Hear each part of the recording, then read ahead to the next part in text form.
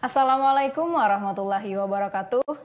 Hamdan wa syukran lillah, salatan wa salaman ala rasulillah, amma ba'du. Pemirsa TV Tabalong yang budiman, kembali lagi dalam acara Majelis Fikih, wadahnya belajar hukum agama.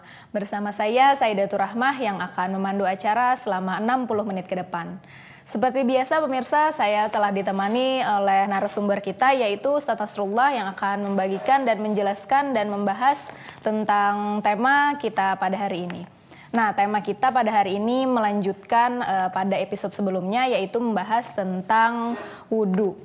Sekarang kita membahas tentang sunat-sunat wudhu dan pembatal wudhu. Nah, ada baiknya sebelum kita memulai, kita sapa dulu nih narasumber kita. Assalamualaikum, apa kabar Ustaz? Waalaikumsalam warahmatullahi. Kabar baik, cuma sedikit payat. Alhamdulillah tetap sehat ya Ustaz ya? Ya, dikit. Nah, pada episode sebelumnya kan kita telah membahas rukun wudhu dan syarat sah wudhu ya Ustadz. Iya. Sekarang kita masuk pada pembahasan sunat-sunat wudhu dan pembatal wudhu. Nah, sebelum itu saya ingin bertanya nih Ustadz, yang dimaksud sunat wudhu itu seperti apa Ustadz? Nah, jadi sunat wudhu itu artinya yang sunat dikerjakan ketika wudhu. Artinya tambahan, artinya untuk menyempurnakan daripada rukun-rukun yang telah kita bahas pada pertemuan yang lalu. Nah, kalau kita kerjakan yang sunat-sunat ini, artinya kita dapat tambahan pahala mengerjakan yang sunat. Dan dengan mengerjakan yang sunat ini, kita bisa menggapai ridhonya Allah dan ridhonya Rasulullah. Itu dapat tambahan pahala kita. Terus apa aja nih Ustadz yang disunatkan dalam berwudu Ustadz? Nah, jadi yang disunatkan dalam berwudu itu sebenarnya sangat banyak. Nah, jadi cuman di sini kita akan menceritakan sebagiannya saja. Nah, yaitu pertama membaca Bismillahirrahmanirrahim ketika awal berwudu itu sunat. Nah, mengapa nih Ustadz membaca basmalah terdapat di dalam sunat wudu? Karena Rasulullah Sallallahu Alaihi Wasallam bersabda, ujar Nabi, tawaddau bismillah, rawahu Abu Daud. Berwudulah kamu dengan nama Allah. Artinya Nabi menyuruh kita untuk berwudu diawali dengan bismillah. Seperti itu juga sebenarnya pekerjaan-pekerjaan yang baik, apapun misalnya yang baik-baik seperti makan, minum, atau mulai bekerja yang baik-baik diawali dengan bismillah itu sangat baik. Nah, bahkan untuk menambah keberkahan. Terus setelah membaca basmalah apalagi nih Ustaz? Kemudian yang kedua yaitu disunatkan bagi orang yang berwudu, hendak berwudu, yaitu membasuh dua tapak tangan 3 kali. Nah, jadi sampai pergelangan sini dibasuh 3 kali, itu sunat. Apakah ada hikmah tersendiri Ustadz dari membasuh tapak tangan sampai 3 kali ini Ustadz? Jadi untuk membasuh tapak tangan 3 kali ini hikmahnya yaitu artinya andai ada sesuatu yang bisa merubah air yang ada di telapak tangan kita, dengan dibasuh itu maka hilanglah bekas-bekas atau sesuatu yang bisa merubah air.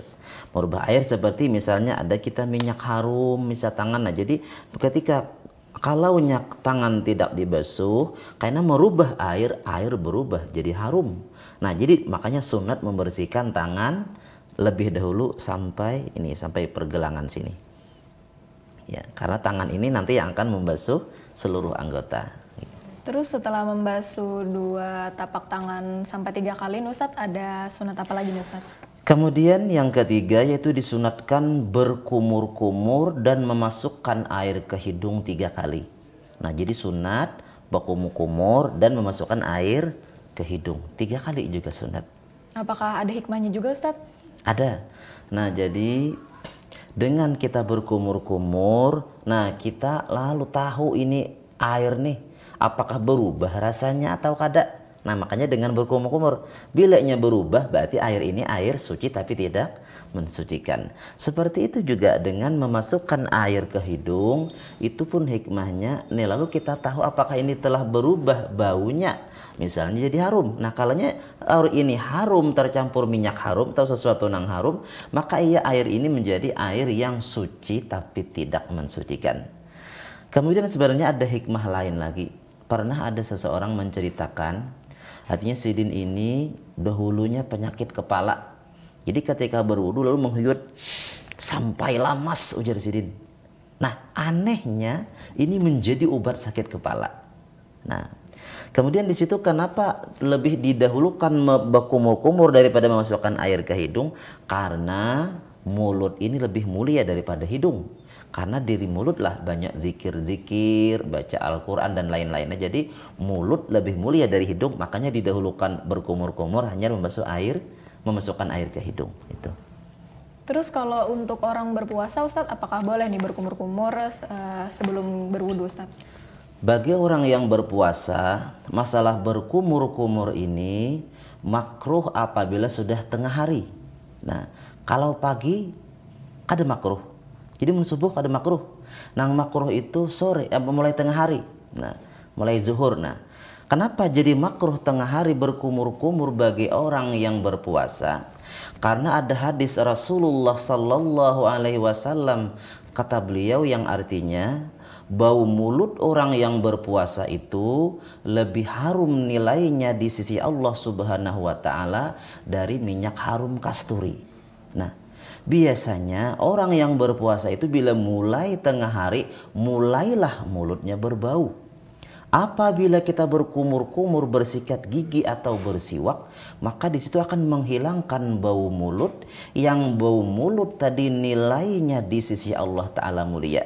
Nah, jadi di situ letak makruhnya berkumur-kumur bagi orang yang berpuasa, karena menghilangkan bau mulut, yang bau mulut itu nilainya di sisi Allah Ta'ala mulia. Bukan karena segarnya kada, tapi karena menghilangkan bau mulut tadi. Itu.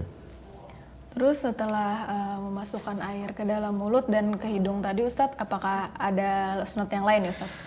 Kemudian yang keempat, sunat wudhu yaitu menyapu seluruh kepala dengan air. Menyapu seluruh kepala.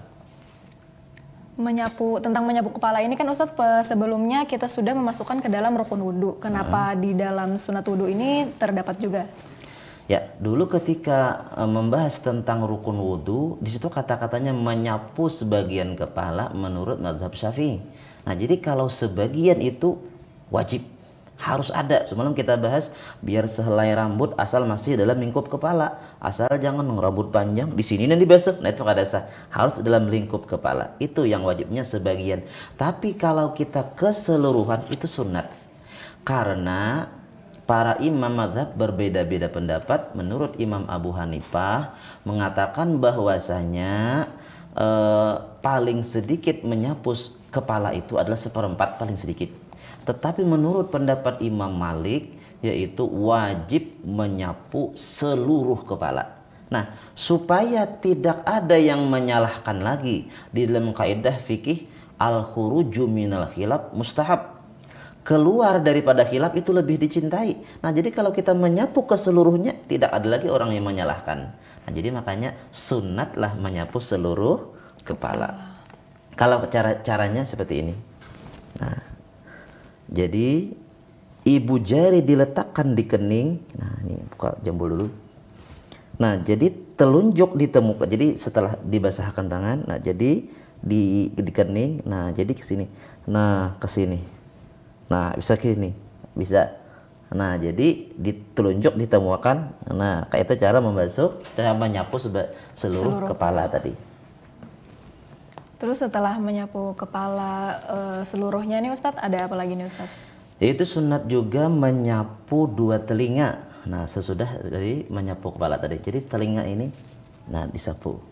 Jadi untuk menyapu dua telinga ini cuma sunat ya Ustadz ya? Ya, sunat aja. Nah. Jadi kalau di dalam berwudu, kalau kita tertinggal menyapu dua telinga ini tidak apa-apa atau tetap sah ya wudunya? Tetap sah. Cuman orang biasanya menyangka bahwasanya ini wajib, ini rukun. Sebenarnya ini bukan rukun, sunat. Nah, tetapi dengan yang sunat ini menambah pahala kita. Ayo kerjakan supaya pahala kita bertambah. Orang berdagang aja nak berujung, iyalah. Kayak itu juga berpahala. Nih, hendak juga kita lebihan daripada pahala yang wajibnya saja. Terus setelah menyapu dua telinga ini Ustadz, apa ada lagi nih Ustadz? Kemudian setelah menyapu dua telinga ini tadi yang kelima tadi, kemudian yang keenam mendahulukan yang kanan dari yang kiri. Nah, ini sunat. Nah, yang kanan dulu hanya yang kiri. Gitu. Kalau dikerjakan secara bersamaan bagaimana Ustadz? Contohnya seperti menyapu telinga tadi Ustadz. Sebenarnya boleh, ya, nah, cuman karena sunatnya tadi mendahulukan yang kanan, kan tadi kita artinya hendak dapat pahala, dapat pahala sunat mendahulukan yang kanan, dan kita ada dapat pahala dari situ. Kalau kita bersamaan baik-baik, kadada dapat pahala mendahulukan yang kanan dari yang kiri. Nah, jadi kita hendak dapat pahala, ayo dahulukanlah yang kanan. Kalaupun bersamaan, tetap sah tadi. Terus setelah mendahulukan yang kanan daripada yang kiri, apa ada sunat yang lain ya Ustaz?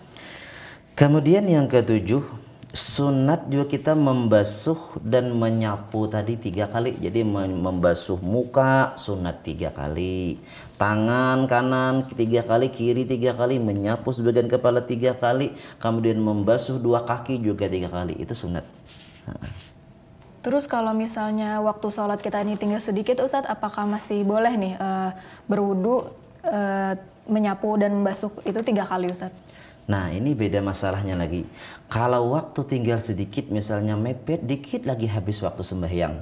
Nah di situ kita diharamkan 3 kali. Karena apabila 3 kali bisa membuat sebagian sembahyang ini keluar dari waktunya. Nah, jadi bila kita dengan menigak 3 kali ketika berwudu, pas akibatnya sembahyang tadi sebagian keluar daripada waktunya, haramlah kita membasuh 3 kali. Kita lihat bila waktu tinggal sedikit, di situ kita wajib 1 kali saja. Nah, basuh muka 1 kali, yang sunatnya tinggal aja lagi.